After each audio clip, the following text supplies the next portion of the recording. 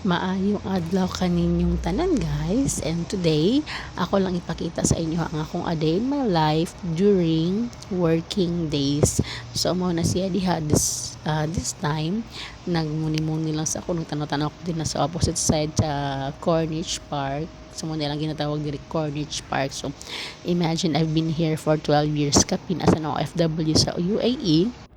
And I'm so thankful nga despite sa mga struggle, despite sa mga pain, despite sa mga kakulian sa kinabuhi, despite sa tanan-tanan and even sa happiness, thankful ko sa Ginoong nga gitagaan na gyud gihapon ko niya og kanang kusog nga mopadayon.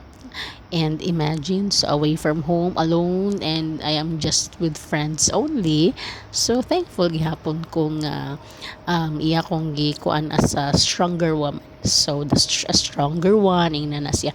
So thankful ko ngayon na niya ang akong work despite sa discrimination nga ako ang na andunggan sa akong mga relatives before. So imagine kung unsa ang plano sa Ginoo, gipakita gyud niya kung unsa ang iyang plano sa akong kinabuhi nga compare sa mga discrimination sa ubang tao. So thankful ko nga ingunahan niya akong work, and sa mga OFW din nga nanga-work sa mall, sa balay, or sa mga unsa man nga work sa offices, or basta mga decenteng trabaho lang. Saludo ko sa inyong tanan nga imagine you've been away from home, nagpalayo mo sa inyong family just for work, diba? So ina na lang kinabuhi, and ana siya padayon lang ta, be still sa Ginoo and let God be the center of our life.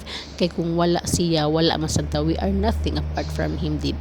So kaning nga moment daghapsay na ko ana kay padong na ko muuli kay ang akong amo ni uli na. So kinahanglan man good nga makauli siya first before ko muuli kay ngano maglakam ko sa yung office.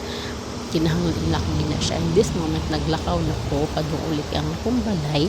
It's a walking distance naman siya sa akong workplace. So mao ni ako ang area sa site office ko na assign kana siyang high-rise building. And mo ni siya naglakaw-lakaw, di ala ko maglakaw good every day, every morning lakaw-lakaw, hapon pud lakaw-lakaw kay kuan man siya kanang di na ko maglabang-labang sa kanang sa unahan dito ang akong balay.